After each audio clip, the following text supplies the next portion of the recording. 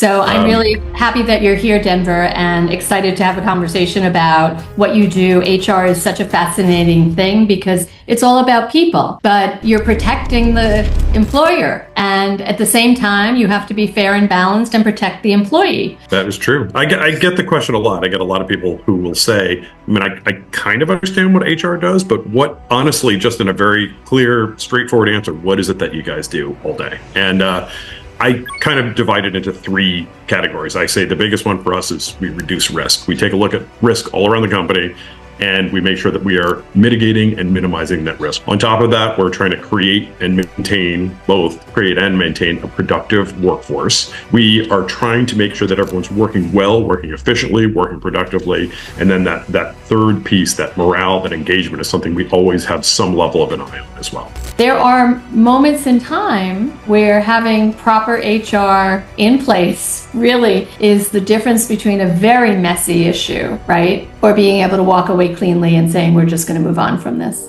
Well, Lisa, you raise a good point there too, which is, we had the right policies in place. So this is another one I get all the time is people say, well, how come you're able to, or any HR person is able to deal with my employee issues so much better than I am? What are you guys doing differently?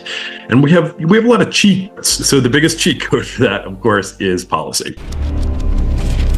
What about clients? Number of employees, regional, maybe industry specific. Some industries have more complicated, and certainly the size of the organization. Do you have a sweet spot of folks you work with? Yeah, size is the biggest one. Industry is not. I work in every imaginable industry. You would not believe the types and across all the different organizations. What about audits? HR audits are often, and sometimes they're painful and they're complicated sometimes. Do you do the audit? I do, yeah. Audits, in fact, any HR person should always be doing some measure of audit. What about the idea that you can only work in New York State? It's a good question. So how could I be an expert in that many states?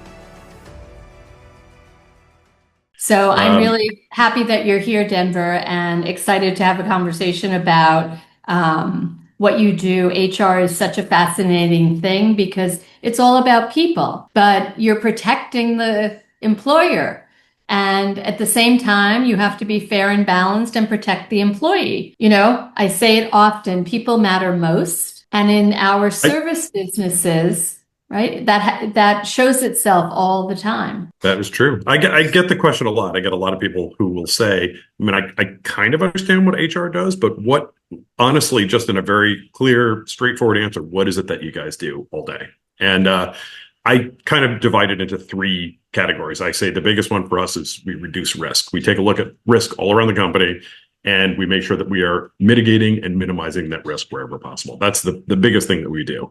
On top of that, we're trying to create and maintain a productive workforce, productive and efficient. And we're, as the sort of more on the people side of it, we're trying to monitor and improve worker engagement and morale across the whole organization. So those are the big three. The biggest chunk of what we do is working with risk, and there's about 50 different ways we do that. We are trying to make sure that everyone's working well, working efficiently, working productively. And then that third piece, that morale, that engagement, is something we always have some level of an eye on as well. So many firms, especially firms that are have 10 or more employees, they may have an HR person responsible within the company. And a lot of times that's somebody that helps onboard and offboard employees. They help with payroll, they help with the handbook, they help with kind of the rules and regs of the organization. But you, as an independent who works outside of the company and works with the organization, right? Help folks understand a little bit about the difference between an internal person and the work you do externally. Typically the reason I'm coming in is because every company has those needs. They all have the needs to make sure that they're compliant with the law. They need to reduce their risk for the highest risk activities, which is typically hiring and firing. They need all of that help. They need policy help. They need handbooks. They need all of those things. But the typical situation is that a larger company knows that. They've already experienced it, maybe had some problems. They hire someone full-time to deal with it. Whereas a smaller company, and that's many times even like 100, 150 people, they have not hired yet because they it's somewhere in their head they think, I don't need HR yet. I get that a lot. I don't think we're big enough for HR. I don't think we need it. So I'm not really doing anything different from what an internal, a full-time in-house person would be doing who's hired to do HR. I'm very experienced. I have been at right on up to like the VP level of HR for big companies.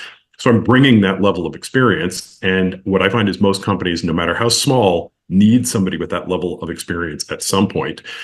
The difference is instead of being there every day, being there full time, people hire me for however many hours a month. So instead of hiring somebody who's hundreds of thousands of dollars, it's a fraction of that to get high level support for those critical issues. And I can kind of do some sort of a loaves and the fishes trick by putting the right policies in place, putting the right processes in place that will help them maintain a lot of that compliance and that efficiency, even on the days when I'm not there. So it's kind of the best of all worlds. They're getting the best part of a high level HR person without having to pay that full salary. That's generally the model, and it is an increasingly popular model. Yes, and there are things you don't do because you're not an attorney, and you work with Correct. labor law attorneys and in-house counsels and people that can guide the legal issues that come up. And again, people matter most, and many times when an HR issue becomes more than an internal HR person or you externally can manage, you need an attorney to be involved. Absolutely. And the labor attorneys are kind of our superheroes. We love it. When we call them in, there's something that is just beyond what we are either capable of doing or even are supposed to be doing. Sometimes there are things that are so high level, you really need a trained professional for that. The truth is a good HR person functions within, as a legal expert, sort of at a low level to a degree that a typical company owner, company executive can't. They just don't have that level of knowledge. So we kind of serve as a go-between. You don't want to hire an attorney for $1,600 an hour or even half of that to do all of your HR, to meet all your HR needs. But at the same time, if that person can't be there, you do want somebody who can make you feel confident that you're making the right decisions, that you're not getting into hot water with whatever actions your company is taking. So rather than have a legal professional on staff all the time, we are sort of a go-between. And there are times that it happens, especially if it's a harassment issue. If somebody says, you're going to hear from my lawyer, as soon as you hear that, I'm going to be bringing in a legal professional. I'm going to recommend some good names of some of the folks I know in the field who are top-notch labor attorneys.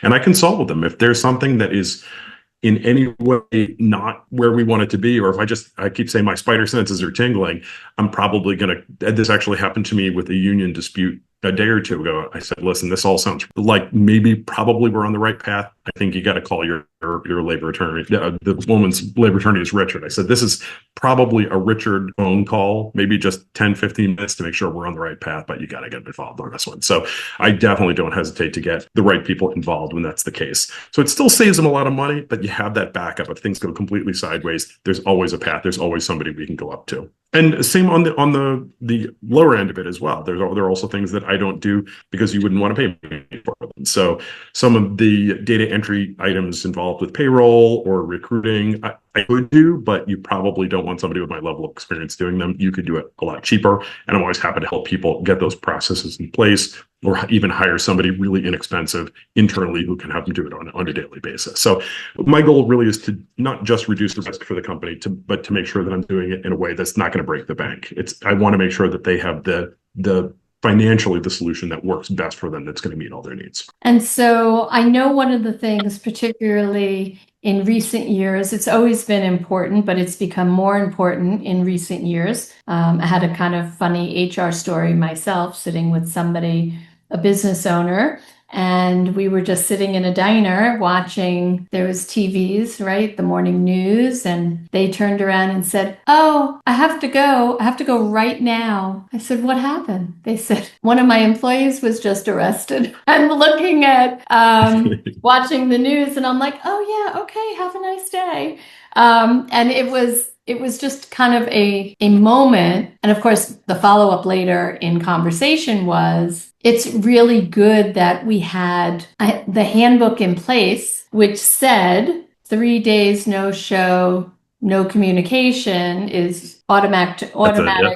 termination. Job abandonment. Yep. Job right? abandonment. Job abandonment. And they sat in jail for several weeks before they were able to communicate. There are moments in time where having proper HR in place really is the difference between a very messy issue, right? Or being able to walk away cleanly and saying, we're just going to move on from this. Well, Lisa, you say you raise a good point there too, which is, we had the right policies in place. So this is another one I get all the time is people say, well, how come you're able to or any HR person is able to deal with my employee issues so much better than I am? What are you guys doing differently? And we have a lot of cheat codes. So the biggest cheat code for that, of course, is policy. You already have policies in place. When I come to a client, the first thing I ask is, what does your employee handbook look like? And if they say, well, we have one, typically it's two answers. Oh, we don't actually have one. Or it's, well, we have one, but it hasn't been updated in a while. Well, what's a while? Maybe 10 years? Oh, okay. So it's still better than nothing, but only marginally better than nothing. Yes, especially how the world how the world has changed, so right? When you have policies in place, what it does is it takes the emotion, it takes the conflict, and it takes the opinion out of that situation. That's why I can go in cool as a cucumber and handle an employee situation, and they say, oh, that sounds logical. And when you do it, they say, what do you have against me? Because I'm falling back on policy. And you ultimately, at the end of most conflicts, can say, hey, that's just policy. And if somebody really looks at it, they'll say, but don't you write the policy? Meaning the managers, the owners of the company. And they do, but it doesn't make it less true, right? This is a situation that has already been examined coolly, logically, and been handled before. And this is the company's stance on it. And that changes it. It takes it away from being a personal, you and I are talking, and this is my opinion, and it impacts you. And it just becomes, this is the policy for all employees. I'm really just communicating it to you. So there are a lot of different versions of that. But if I'm addressing something that doesn't have a policy, then we create a policy quickly.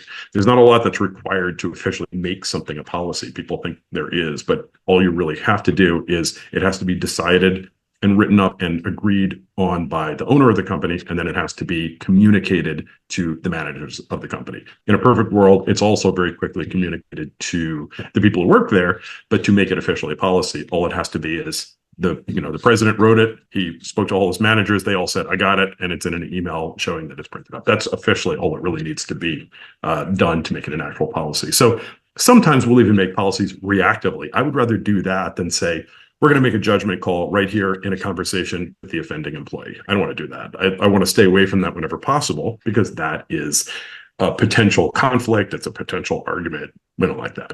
And an argument is risk. So we're always going to get away from risk. Yes. Mitigate risk. That's what professionals do. Mitigate risk. Do you have a favorite story that you might want to share about a case study? Of course, no names, nothing identifiable, but the stories that our professionals tell, you can't make them up. Yeah, I have a few of those. I'll do one that's sort of it's a little bit of a pastiche of a few of them put together. But I had somebody who was going to be terminated because she worked at a restaurant and she was going out of her way to try to create a case to get her manager fired. She was inventing a story to try to get her manager fired, and there really was no basis to it. She just didn't like her. So she invented a story where the manager was racist and was firing all of the hosts and the hostesses based on their skin color. And she said the lighter skin hostesses or light skin hostesses are getting fired. I said, okay, that's a legitimate gripe. Let me look into that and let me do some investigation. So we then found out shortly after that she had been trying to coerce other people in the company to act out against her manager, to speak out against her manager. And she was targeting specifically mostly people that didn't speak English. And she said, you should go and talk about your manager and see if you can get him fired. They're racist. And to their credit, every one of them said, no, we think she's a terrific manager. We would never do that. What? No, absolutely not. We found this out after the fact. They came to us, and with a translator, we put together documents. We said, would you be willing to sign an affidavit or attesting to that? And they said, yeah, no, we love this place, and she's terrific. So we had 4 of those, where 4 different people where she had tried to say, my manager is a racist, get her fired. So we said, this is all we need. And then immediately after that, as if that weren't enough, she created 3 or 4 fake email accounts for each of them with like a variation of their name saying, I wanted to let you know, and owners of the building and human resources and owners, that this person is a racist and I'm upset. She didn't know this was just after we'd had them all sign affidavits. So I said, okay, she's done. So I brought her in. I said, today's your last day. And she said, is this retaliation for my speaking out against the company? I said, well, I'm glad you brought that up, actually. I said, retaliation doesn't work that way. If somebody retaliates against you and there's a basis to your claim, that it certainly could be. But if you just act out and you violate policy and you violate the law, which is something that in this case coercion of employees is, then that's not really relevant to the actions. You get fired no matter what. When you're a bad employee doing bad things, you're going to get fired or you're going to get disciplined. Now, since you asked, I looked into it, and nobody has been fired from the host stand. So I don't know where that came from. And to note that further, everyone is considered non-white. Everyone identifies as non-white. Some of them have lighter skin, some of them have darker skin, but everyone's non-white. And the law does not see shades of lighter or darker. So if it had happened, it wouldn't have been an issue, but it didn't happen. So we can dismiss that and you're fired.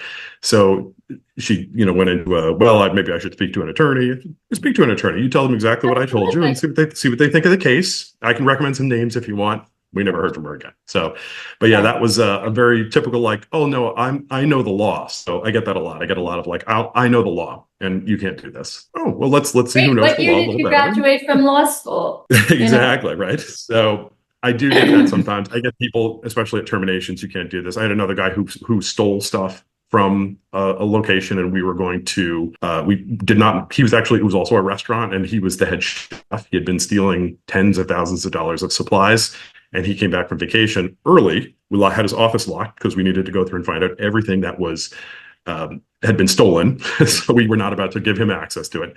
And he did the same thing. He said, hey, well, you have to let me in there. I know the law. I'm calling the police. You do that. I'm happy to speak to them. So it's my property. They came. I spoke to them off the floor, and they said, yeah, this guy's a little tense about what's going on here. I said, oh, well, we'll make sure that we get his stuff to him. They said, yeah, he's all, saying he's got to have his stuff back. I said, well, that's not the law, is it? And both police officers looked at me and said, oh yeah, no, it's not legal. You guys can do whatever you want. They knew right away. So they said, okay, well, we'll keep an eye on him in case he gets a little, this was in Manhattan, in case he gets a little too much. But and one guy said, you do have to get his stuff back to him. I said, no, I know. He said, probably in at least 6 months or 9 months, you got to get his stuff back to him. I said, we'll get it back sooner than that. Officer, we don't want his things any more than. But he was sure he knew the law. He said, oh no, I know the law. I know for a fact you can't do this. So I look forward to hearing more about that. You deal with so many people in so many different types of businesses. There's time and attendance issues. There's people that steal time, people that think it's okay to take office supplies home, which is a minor thing you would think. Mm-hmm. But when they've been doing it every month, and that's how their children are, that's their children's school supplies, there's a problem, right? Can't steal time, can't steal things from the office. Those are some minor things. And then there's real harassment in the office, sometimes amongst employees, sometimes employer-employee issues. And, especially we came through COVID, a lot of very different policies, company to company, about all the things we were all struggling with. So what is your best approach, or what are your best thoughts for anybody that finds themselves, aside from calling you, right? But finds themselves in the middle of complex issues where you have to take into consideration what's the law, and then there's the human factor of everything. What does that relationship look like? So any thoughts around best practices about dealing with people? Sometimes we behave bad. Yeah, I'm actually about to do a post about this too. But what I always like to say is there's even if HR is not there, you can act like HR, right? You can do some things that we do. So, and you can use one of our many cheat codes, right? So the biggest one, policies. They're the best. They are the easiest. Once you have policies, your first thing to do should be to go back and look at, no matter how old, whatever policy you have. And you can put, now that I've said that, right, you can put one together relatively quickly to say, well, this is just our policy on this. That takes conflict out of it. It shows that there is an efficient official position from the company on it, and it changes it from being how you feel to what is the official stance of the entire organization. That's the biggest one. Another one that I do if I'm just sitting somebody down and just trying to get through something, one of the biggest ones we do is looking for what I call patterns or skeins to untangle, right? So people, when they come, just like any person trying to convince somebody of anything at all, they like to use sweeping blanket statements. Oh, this always happens. This is the first time since whenever that it's ever happened. It's all the people in this department. They love to use these big sweeping phrases. And what I do in a situation like that, because what they're trying to do is they're trying to show that there is a pattern and it's a big problem, right? And most of the time, almost all the time, that's not true. It's usually a series of unrelated incidents, or it's a series of parallel incidents. It's very rarely one group that has gotten together and said, we're going to do things in this bad way, right? So what I usually do is I say, you should, if you're in that situation, actually just trained a group of my clients how to do this when I'm not there. Ask questions like, okay, well, that's interesting. Can you give me a couple of examples of that? Or, oh, I didn't realize that's happened. Do you have a couple of dates that we could kind of put that together so I can put it down for my records? Because what it shows is that you are documenting and trying to get to the truth. And once you get to that, once you start illustrating that you're actually trying to get to the truth, you're actually trying to collect real facts, people step back a little bit and say, well, I don't know if I have a date. Actually, I'm not sure exactly how many times it happened, but I know it's happened.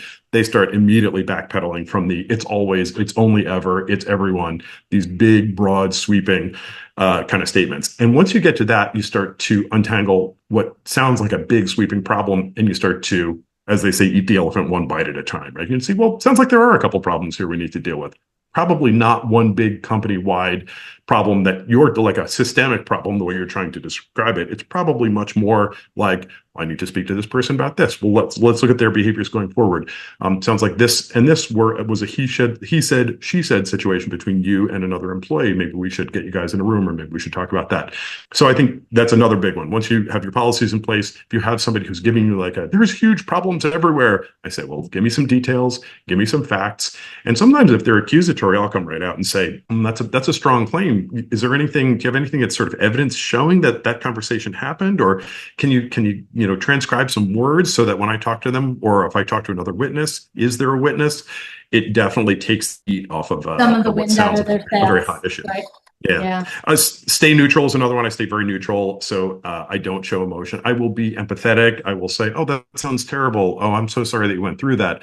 But I don't go, raise my hands or do a, whoa, we got to get right into this. This is crazy. Even if it's something extreme, I'd like to ensure that it's actually happened first. And I will sometimes respond and like, this is a serious issue. We need to make sure that you're safe, or make sure that this has happened. But I have to make sure that it's actually happened first. So safety is a big one, making sure that everyone is safe, and then doing the investigation.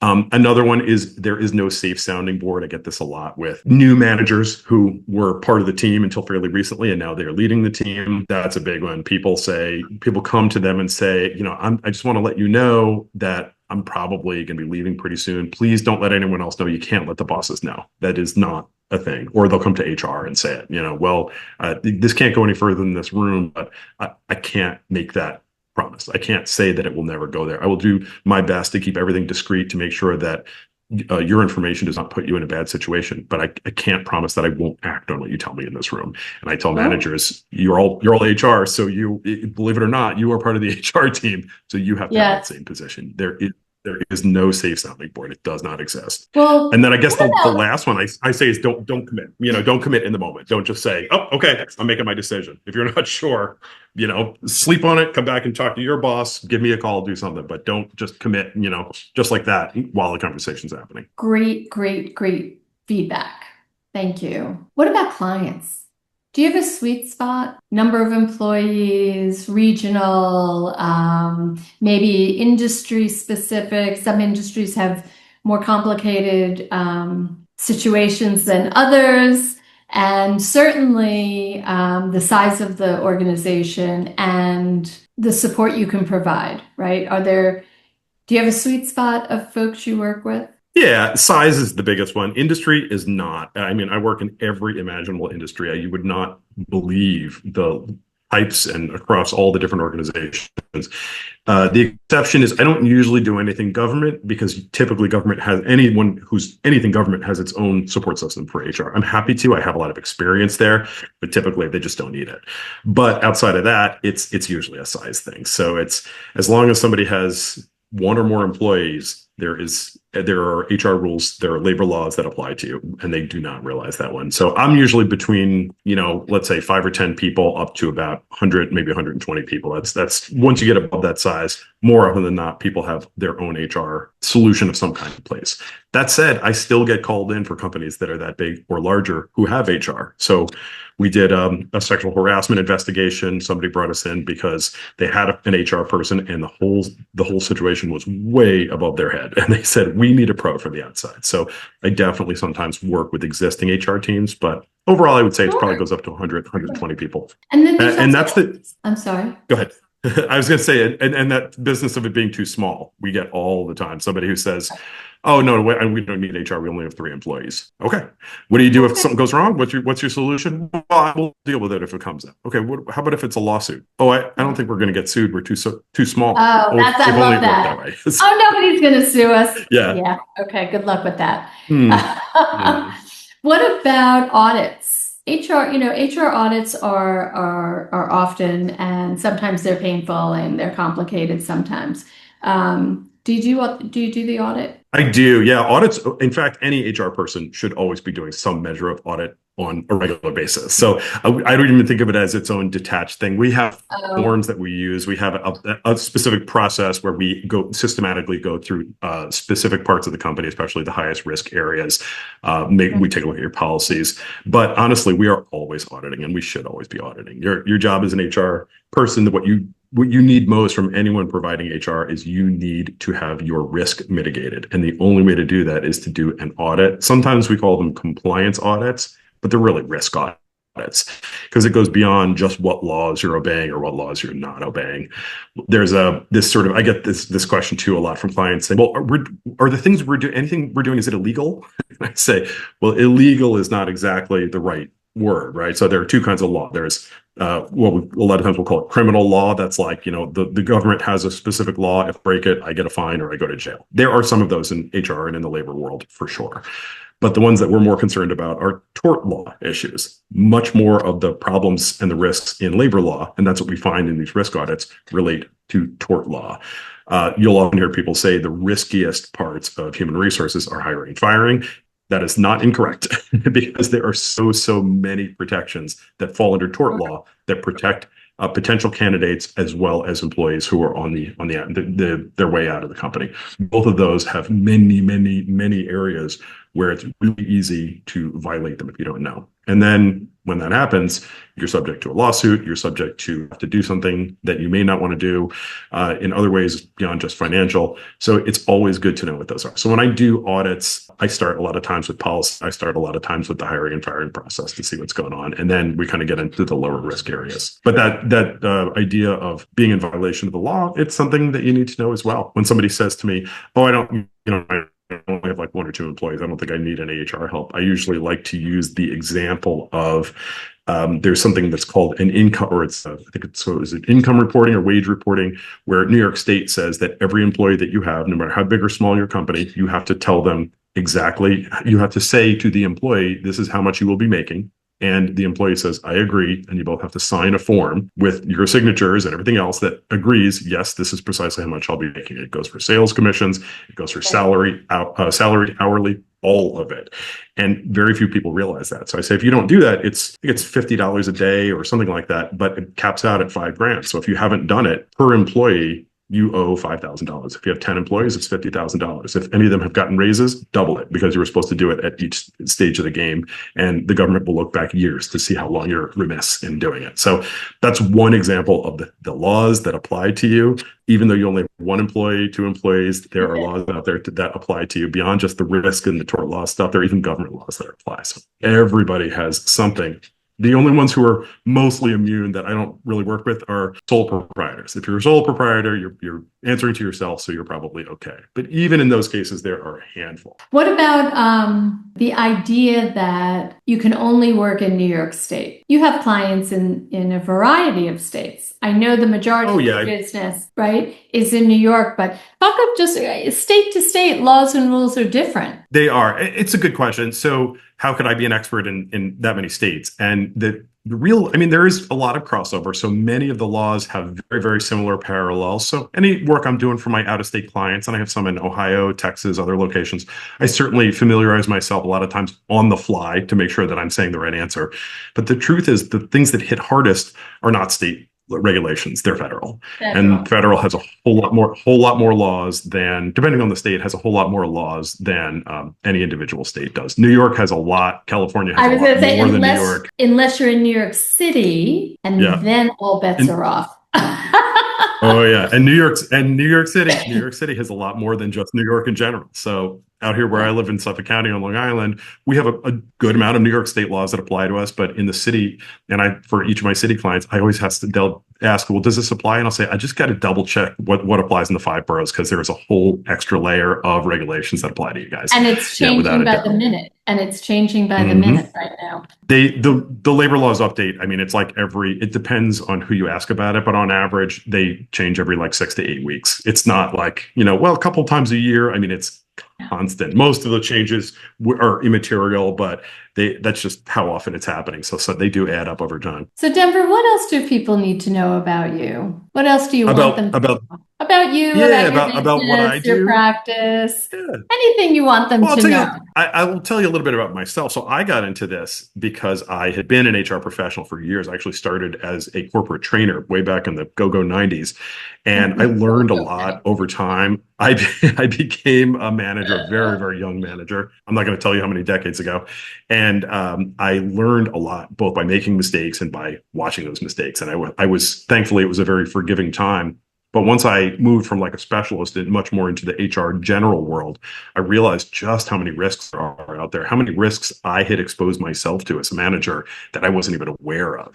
And when I had the opportunity to, I moved to the consulting world, and it was a much better fit for me. And I frankly just like it a lot better than my old corporate life. I worked for big corporations. I worked for Microsoft and Yahoo, Washington Post, all kinds of big, big companies. And I love my time there.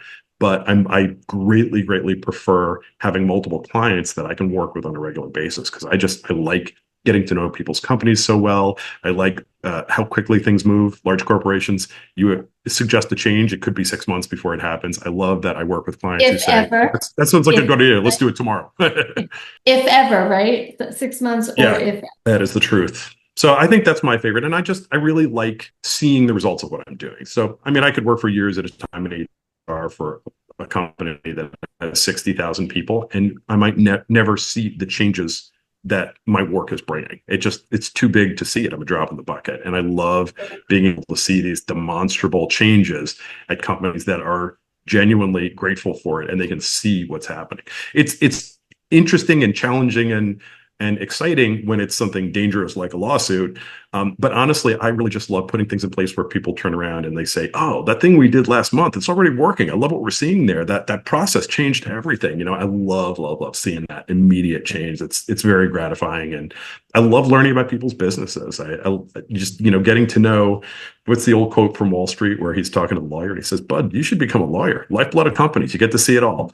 HR is the same way. You get a view of the inside of how the sausage is made, and it's awesome. It's really fun to see how everyone does what they do. And some companies are amazing at what they do, and they're terrible at one part of their business. Others are great at another part. So it's just kind of fun spreading that knowledge and learning from each one of them. Denver, you've given us so many little pearls of wisdom. Thank you so much for joining us. We'll give you all folks how to reach out to Denver in our posts. And thank you again for everything. Yeah, appreciate the time. And, you got the number, Regnon Solutions. Thank you.